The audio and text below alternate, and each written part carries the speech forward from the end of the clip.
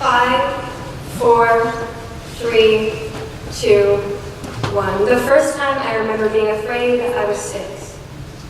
It was October, and the silence of the season brushed down my neighborhood street like autumn leaves, and I was crying. Elbow drop pads and training wheels, helmet tight to my skull, I eyed my opponent warily. A bike.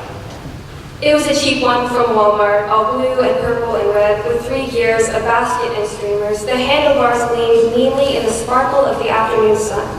Each oiled spoke glinting like a knife, it was clear only one of us would make it out of this encounter. I am poised, waiting. On the top of my driveway and below are the rolling hills of my neighborhood kingdom. I hoist myself onto my bike, but I am afraid. I count down. 5, 4, 3, 2, 1. On 1, I impulsively push forward, an achingly slow second, and then I am rolling. I am darting down my driveway, my view blurs until it is only a stream of color. The wind is screaming, and I am flying. I am unstoppable, picking up speed faster and faster, and suddenly I am going too fast. A thumping, then a steady pulse of my brakes seizing, and then I flew, in a tumble of legs and arms over the front of my bicycle. Tumbling, stumbling, landing face first on the ground, head over handlebars. But before the mouthful of gravel and blood, I swore I was flying. I was not afraid. When I was a kid, I was never fearful of the dark, never afraid that something lurked in the shadows of my bedroom or a monster growled underneath my bed, because I had my countdown. A mantra in my head, I would count down from 5 every time I was afraid. Number 5, then 4, barely audible, whispered through my veins. 3, getting louder now. The number 2, whipping from my mouth like a spear. The number 1 was a sword in my hand, sharp enough to cut through the cloud of fear as easily as paper. I was a little warrior, conqueror, master of fear. When I was a child, I thought that fear and nightmares were the same thing. Something that was only frightening in my own mind, nothing worth worrying over. Fear is what I learned when I aged. The rhythmic repetition of a mantra had been replaced with the stuttering of my voice as I struggled to answer questions in class, replaced with habitual fidgeting and uneasy twitching of the anxious. I'm not talking about the fear that we feel when we're watching a horror movie. Not the feeling that creeps in the dark when you walk home alone at night, or the feeling when you slide on a piece of ice and feel yourself hurtling forward, unable to stop. I'm talking about that chronic feeling, the one that itches underneath your skin and into your subconscious, just the vaguest sense of unease in your stomach, the feeling that you get when someone is staring at the back of your head. It is the feeling that you feel powerless to stop, the one that is barely perceptible until it has you surrounded, immobilized. It's not the kind of fear that protects us, it is the kind of fear that prevents us, that holds us back. I am afraid that I will live my mistakes billions of times without learning from them. I'm afraid of forgetting everything that I want to remember. I'm afraid to seek out happiness because sometimes I feel like I don't deserve it.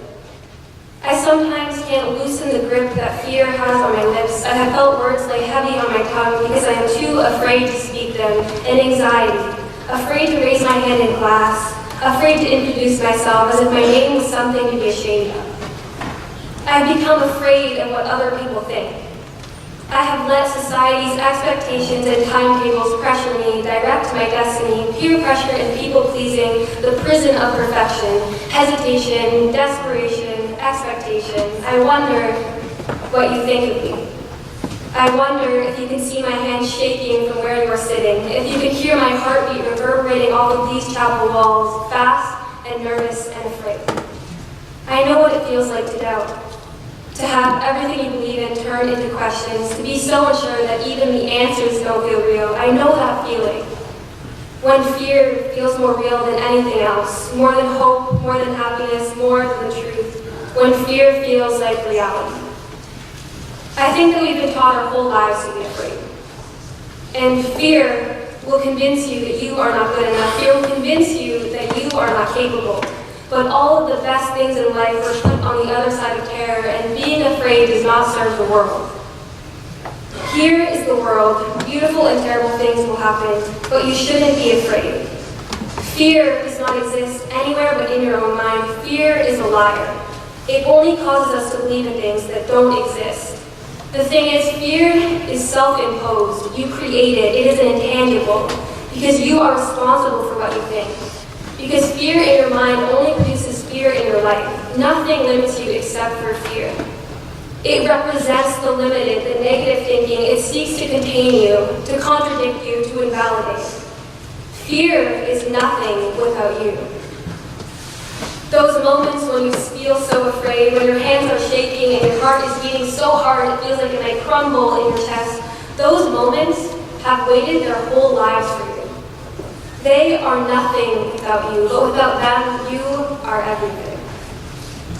So I challenge you, do something that you are afraid of.